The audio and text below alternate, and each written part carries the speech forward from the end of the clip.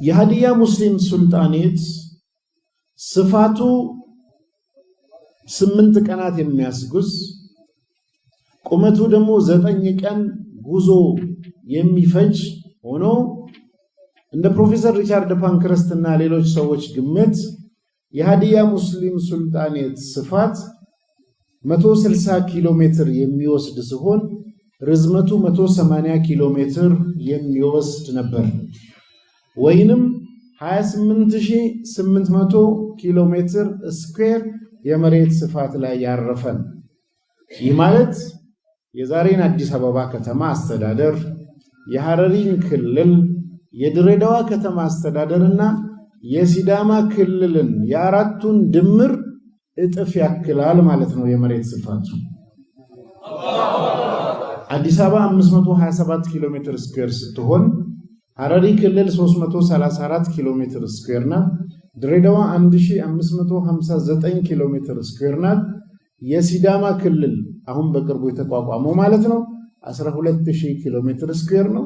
የነዚህን አራቱን ድምር እጥፍ ያክላል የሀዲያ ሱልጣኔት።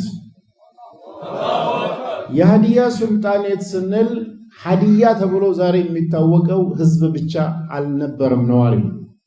የተለያየ ጸሐፊዎች እንደጻፉት በሀዲያ ሙስሊም ሱልጣኔቶች ውስጥ ቀቤና ተብሎ የሚታወቀው ብሔረሰብ፣ አላባ ተብሎ የሚታወቀው ማረቆና ዛሬ ሀዲያ የሚባለውን ጨምሮ የተለያየ ብሔር ብሔረሰቦች በዚህ ሙስሊም ሱልጣኔቶች ውስጥ ነዋሪ እንደነበሩ የተለያዩ ጸሐፊዎች ጽፈው አስቀምጠዋል።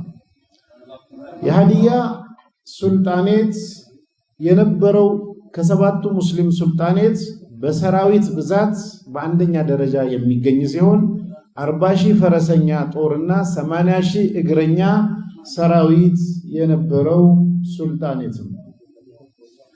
የሀዲያ ሙስሊም ሱልጣኔት ታሪኩ ጋር ተያይዞ አብዛኛው የሚጠቀሰው ከትግልና ራስን፣ መብትን፣ ግዛትን፣ ሃይማኖትን ከማስከበር ትግል ጋር በተያያዘ ነው ተጠቅሶ የምናገኘው። የመጀመሪያው ሀዲያ ሱልጣኔት ላይ ጥቃት የተፈጸመው በአጼ ይኩኖ አምላክ ዘመን ቀደም እንዳልኩት በዛ በተጠቀሰው ዘመን ሙሀይዲን ኢብኑ አብዱዛሂር የሚል የግብጽ ጸሐፊ በጻፈበት ዘመን ጋር ተያይዞ በዛው መጨረሻ ላይ ሲሆን ቀጥሎ በስፋት የሚነሳው ግን የመጀመሪያው በአጼ ልብነ ድንግል ሳይሆን አጼ አምደ ጽዮን ዘመን ያለው 1316 ላይ የጀመረው ቀጥሎ ደግሞ 1328 ላይ በዋናነት 1329 ላይ የሀዲያ ሙስሊም ሱልጣኔት ላይ የተደረገው ወረራ ነው። በዚህ ወረራ በርካታ መስጂዶች፣ እስላማዊ ተቋሞችና ብዙ ሰዎች ያለቁበት ሂደት ነው። ራሱ አጼ አምደ ጽዮን ስለ ውጊያው በዜና መዋዕሉ ላይ ዘ ግሎሪየስ ቪክቶሪ ኦፍ አምደ ጽዮን የአንጸባራቂው የአምደ ጽዮን ድል ተብሎ በተጠቀሰው ይሁን በሌሎች ጽሑፎች ላይ እንዳለው የሀዲያን ህዝብ ላይ ጥቃት እንዴት እንደተከፈተና እንዴት እንደማረኳቸው ብዙ ሰዎች እንዴት እንደጨፈጨፉ ራሱ ባንደበቱ የጠቀሳቸው መጽሐፍቶች ላይ ዛሬ ድረስ ይገኛሉ።